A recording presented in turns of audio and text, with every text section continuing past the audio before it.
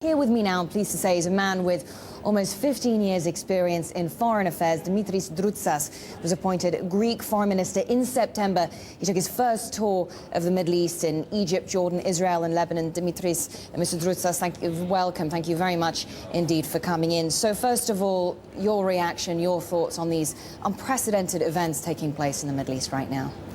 Certainly these are historic events, I would say. We follow them very closely, with concern, but also with a feeling of hope. And as you said, and thank you very much for saying this, Greece has a unique position, I would say, in the region. We are part of the region. We have very long-standing traditional ties of mutual understanding, mutual respect with the Arab world. And this is why I think that Greece could play a role. And allow me to say on that, because we are talking about a transition to democracy in the region, to real democracy. We also have to play with symbols, and Greece, Athens, is the birthplace of democracy. So once again, I think Greece can play a decisive role in that. And you mentioned the transition to democracy. This is going to be difficult. And tell me a little bit more about your concerns with regards to this transition. Certainly, it will take time. We have to be realistic. It's not going to happen overnight. Changes have started, there is no way back. This is very important, but it will take time. What is most important is that we do not see any violence on that. Egypt, I think, was a very good example, and I hope that this example might be followed also by other movements. No violence, this is the key word for us. And a lot of support will be necessary. And again, the European Union and Greece in specific can play here a role. But we have seen even at the protests in Greece the protests in Egypt. We have also protests in Greece, but for other reasons. Yes, you've been dealing with protests in Greece as well. We can talk about that if you like. But no, the protests in Egypt did turn violent at one point. We've seen now a second demonstrator killed in Bahrain. So there has been some violence. How is all this going to impact Europe's relationship with the Middle East, with countries like Egypt, one of the best performing economies in the Middle East, both politically and economically? Politically, first of all, once again, I think Europe, the European Union, is predestined to play a major role to help in this transition process for democracy. And relations of European Union with the Middle East must be strengthened. We have to play here a real active role. In economic terms, again, here Europe must also support, I'm convinced about this, also in economic terms, to lend the necessary support to this movement. And Mr. Droutsas, you mentioned Greece's strategic location, its proximity to the Middle East and North Africa, and there seem to be concerns now about a wave of illegal immigrants coming from North Africa. We've already seen an exodus to Italy. Yes, Greece has a difficult position in that. Geopolitically, geostrategically, if you want, we have, unfortunately, more than 90% of all the illegal migrants who come to Europe via Greece, via the Turkey-Greek borders. This is a big problem, and we are taking the necessary measures on that.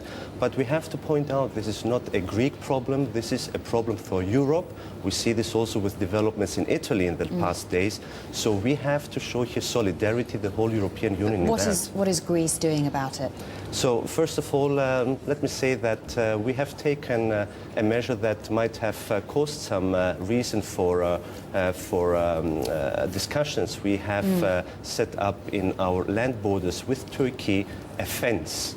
But let me also clearly state that this is nothing against Turkey or the Turkish people. On the contrary, this is in full coordination and with the full support. But is Turkey doing enough to patrol its own borders? Well, again, I will not get into such kind of discussion. Certainly, everybody can do more in order to help out with this problem. But we have very intensive contacts with Turkey and the Turkish political leadership, and there is full understanding between our two countries that we have to cooperate, and there will be very, very efficient cooperation. I just want to move on to asset sales in Greece, if you don't mind.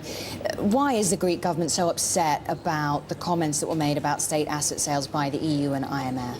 Well, first of all, this is a decision taken by the Greek government. This is an initiative we have taken, part of our restructuring program, to make best use, optimal use of our assets. Now, there has been some sort of misunderstanding, let me put it this way, with the representatives of the Troika, but we have been in contact with all the necessary personalities and responsible people, and I think we have sorted things out so that such kind of things will not happen again. We're looking at 50 billion euros worth of asset sales? This is the plan. This is the plan within the next years until 2015, with a very strategic, very detailed program to make best use, optimal use of our assets. But if I may say this also, because in order to avoid any kind of misunderstandings, we fully appreciate and cooperation with the IMF and the European Union is very intensive and is really excellent. And, but certainly some government officials in Greece had said that the IMF and the EU had interfered unacceptably in Greece's domestic affairs. Well, again, good friends, open words, this is the best way to have good relationship. Again, this is a program set up and decided by the Greek government, and I think it is obvious that the Greek government will make sure and will also set the principles on for how to implement this program. But you've agreed on the 50 billion euros of asset sales. Could it be more than that? Could that number rise? The program is foreseeing this kind of amount, and within the period time span to 2015, it is a very serious program. What will the program involve? What sort of assets could we be talking about? Well, we are talking about dormant assets, if you want, or assets that have produced until now losses. I think there is plenty of opportunities to make better use of that, to optimize Can you give specific examples? Well, it is a very detailed program that I would rather prefer that the competent authorities and ministers talk about this, but rest assured that everything will be done. Your Prime Minister, George Papandreou, said yesterday that he wanted a law passed that would prevent the sale of state-owned property without parliamentary approval. I guess that would limit sales of land. Well, again, we are not talking about a fire sale. The word sale is not the right and the correct word. We are talking about the optimal use of state assets, and believe me, there is plenty of things we can do in a very efficient way in order to give another additional boost to the growth of our economy. Right, Dimitris Droutsas, Foreign Minister of Greece. Great to talk to you. Thank you very much indeed for coming in. Great to get your thoughts on a whole range of issues here.